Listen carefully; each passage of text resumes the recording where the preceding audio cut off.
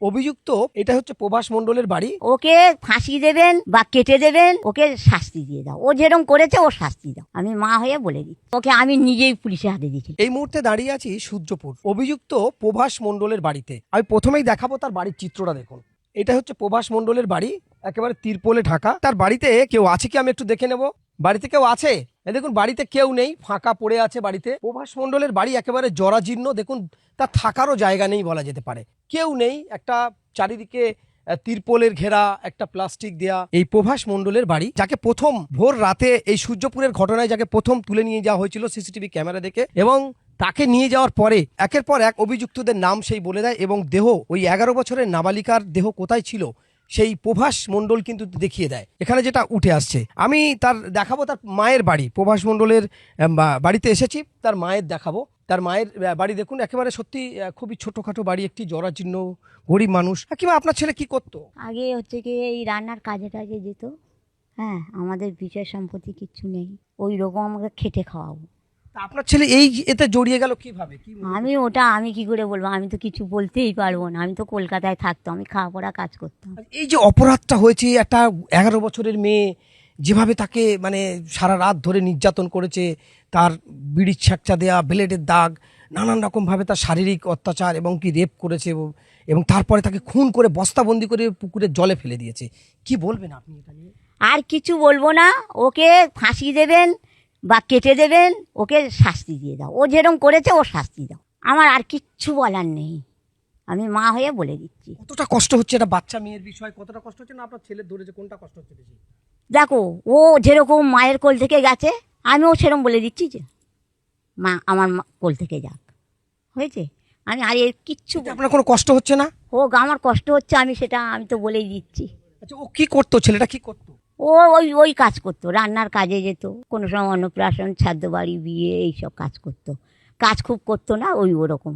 আচ্ছা, আরো যাদের নাম উঠেছে এদেরকে আপনি চিনতেন? না, আমি কিচ্ছু চিনি না, আমি এখানে থাকি না। না, আমি ওদের চিনি না, এখানে আসতো না। আপনি কি করেন, কোথায় যান? আমি হচ্ছে গিয়ে খাওয়া পড়া কাজ করি, আমি আসি না, ওখানে থেকে যাই। মানে কলকাতায় থাকেন, কাজ করেন? হ্যাঁ হ্যাঁ, আমি হচ্ছে গিয়ে আসতে পারি না। আমার এই হাটের পর রান্নার কাজ, রান্না, ওদের বাড়ি চৈকি দেওয়া। ওদের বাড়ি থাকে না, দুজন অফিসে বার হয়ে যায়। 3খানা কুকুর আছে দেখি, আমি ওখানে পড়ে থাকি। অনেক ওখানে খাওয়া দাওয়া করেন?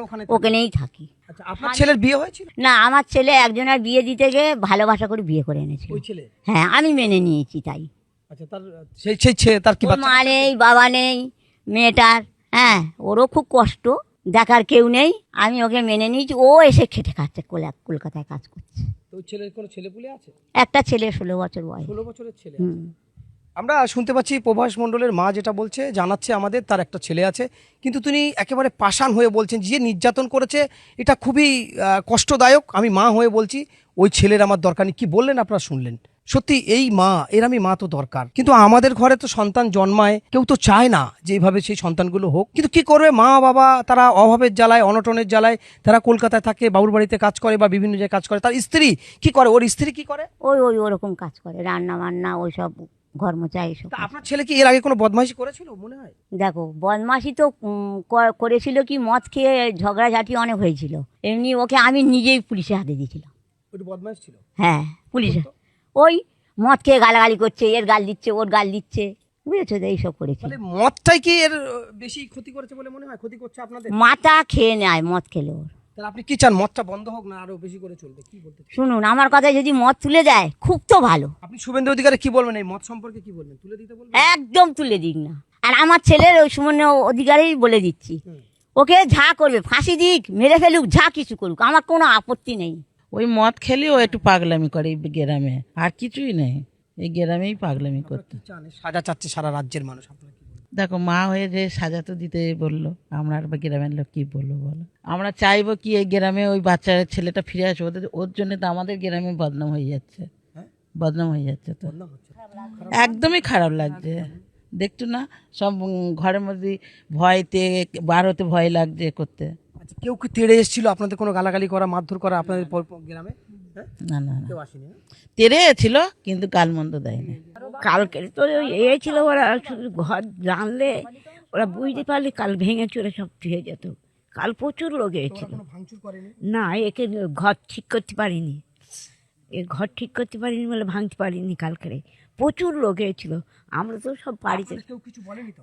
না, আমাদের কেউ, আমরা বাইরে বার হইনি ঘর থেকে। সে লোকের সীমা নেই তো, সে লোকের সীমা নেই। কোনো গালাগালি বা কিছু? না না না না, পুলিশও বলেনি কি, অত পাবলিক এসেছিল কারণ।